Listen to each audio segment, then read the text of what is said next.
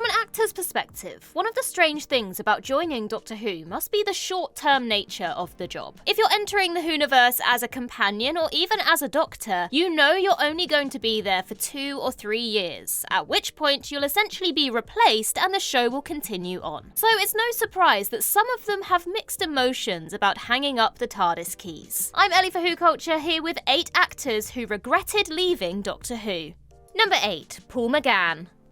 While Paul McGann didn't really have a choice when it came to the end of his Doctor Who tenure, he still has some regrets about how the whole situation went down. McGann's original stint behind the TARDIS controls lasted for just a single television movie, which was not picked up for a full series due to its lukewarm reception. It was an unfortunate turn of events, and while McGann did nothing wrong, in fact he's often lauded as one of our very best doctors, especially by those who followed his many appearances in expanded media, he still feels regretful about the premature end of his Doctor Who run. In a chat with The Independent in 2006, he unabashedly admitted that continuing to play the 8th Doctor would have had a lucrative impact on his career, saying, quote, "Doctor Who could have been very different. I would have been there for 5 or 6 years, and I'd have earned a shit load of dough. Life wouldn't have been the same, but it didn't happen." It's another example of a major what-if turning point in McGann's career. In the early 1990s, he missed out on starring in the popular ITV drama Sharp due to an untimely knee injury, a role that Sean Bean ultimately played for 15 years. And while the 1996 TV movie wasn't the end of McGann's Doctor Who career, remember he reappeared in his own Regeneration minisode in 2013 and had a cameo in Jodie Whittaker's final story in 2022, not to mention his countless appearances in audio dramas. He definitely had more to give, and it's hard not to feel a bit sorry for him.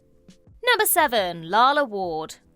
Lala Ward played the Time Lord Romana from 1979's Destiny of the Daleks to 1981's Warrior's Gate, where she stayed behind in E-space with K9 after saying goodbye to the 4th Doctor. Like many other Doctor Who stars, the decision to leave was entirely her own, with Ward informing producer John Nathan Turner that she wanted to exit in the middle of her next season, a choice he completely supported. She had begun to feel that it was best to quit while ahead, especially considering that Doctor Who doesn't keep its cast for long anyway. But that didn't make it any easier to leave. When the time came to actually sign off for good, Ward began to regret her decision and even started to resent her final story, saying, quote, "I absolutely loathed Warrior's Gate because it was my last one. I felt particularly regretful. I'd become so very close to the show. An excellent story, good for Romana, but terribly sad for me." You can understand the conflict and emotions in leaving something you love, while also knowing it's for the best. Coupled with evidence that Ward wasn't the biggest fan of co-star Matthew Waterhouse, and it's no surprise she headed for the door. Although, as is the case with anyone in Doctor Who, the end is very rarely that cut and dry. Like McGann, Ward has featured in dozens of audio dramas over the decades and is a regular sight in convention halls.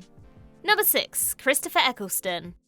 We've all heard the stories about how Christopher Eccleston felt after working on Doctor Who. The short version is that it wasn't a nice experience for him. The long version is, well, that's for another video, but let's just say that his recent comments that Russell T Davies and his producing team should all be sacked tell you all you need to know. But even in spite of this, there were elements of positivity to be found. Eccleston loved playing the 9th Doctor, something he's reiterated quite a lot recently after returning to play the character on audio. He found genuine joy in the Doctor, and despite certain other factors leading to a poor time on set, he actually came to regret the fact that he didn't get a second series. Me too, Chris. Me too. In 2016, he said that it was, quote, "tragic that he didn't get to do more with the role, and that he harbours some regrets about the early end of his tenure, because he believes that his performances would have only improved if he'd continued for a second series." Instead, David Tennant was cast as the 10th Doctor, and he ended up being fantastic. But it does sting a little that we missed out on a bit more on-screen Eccleston. Let's hope that his audio adventures continue for many years to come, and who knows, maybe doing those will tempt him back in front of the camera one day.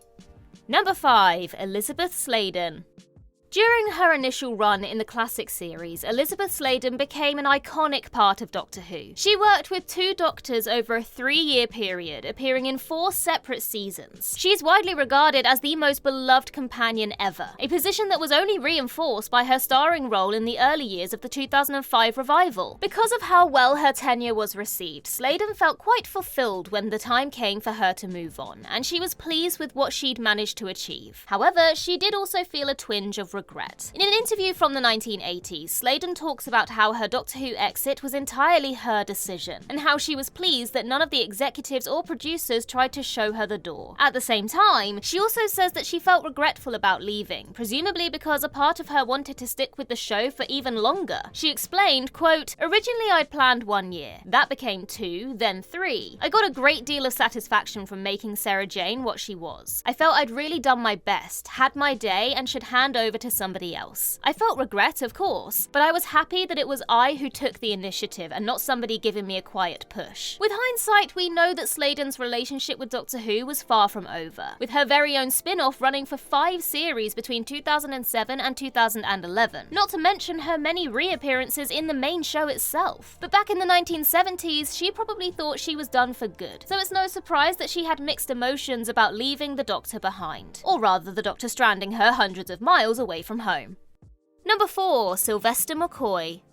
On the opposite side of things, Sylvester McCoy's Doctor Who exit was something that he didn't get to decide for himself. Instead, the show was abandoned and he was effectively just left without a job. But even though he had no say in the matter, McCoy still feels deep regret over everything that happened around that time. Due to several factors, including falling ratings, Doctor Who was taken off the air in 1989, through no fault of the actors. In fact, the show had started to improve in quality, and it really felt like McCoy, along with co-star Sophie Aldred, had hit their stride when the BBC pulled the plug. And this is precisely why he feels regret over the abrupt end to his brief Whoniverse journey. In an interview from 1996, McCoy lamented, quote, "That 3rd season was great, and I think if we'd gone to a 4th season, it might have been really great. But we didn't, and life is full of regrets." McCoy also commented on the BBC's bizarre decision to put Doctor Who up against the juggernaut that was Coronation Street, observing that no one even knew that Doctor Who was on half the time. With a final season of good to great stories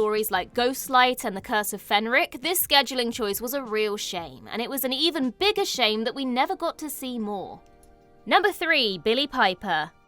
Billie Piper returned to Doctor Who a number of times after her initial 2006 exit, playing Rose throughout the 2008 series and then once more in 2010's The End of Time Part 2, before playing the Time Lord superweapon The Moment in 2013's The Day of the Doctor. She's also done lots of Big Finish audio dramas over the last several years, making it clear that she really does love Doctor Who, and the reliable paychecks probably don't hurt either. As a result, it wasn't easy to say that original goodbye, and the actress was somewhat regretful over her decision to leave the show in 2006. In an interview from that same year, she confessed that she missed Rose desperately, and that she was, quote, "jealous that she was no longer a part of the Doctor Who machine." In early 2007, she then admitted that leaving, quote, "could still turn out to be a really bad choice," adding that her Doctor Who exit was partly because she wanted to try new things. And try new things she has, going on to earn a BAFTA nomination for her starring role in I Hate Susie, and appearing in season 2 of Netflix's smash hit supernatural comedy Wednesday. Still, it's no surprise that she took the opportunity to return to the show in 2025, allowing her to presumably play a totally different character within a world that she's comfortable with. It remains to be seen exactly what will happen after the 15th Doctor's regeneration, but it's clear that Piper has a genuine enthusiasm for Doctor Who, so it's exciting to see what she might bring to the role, whatever role that ends up being.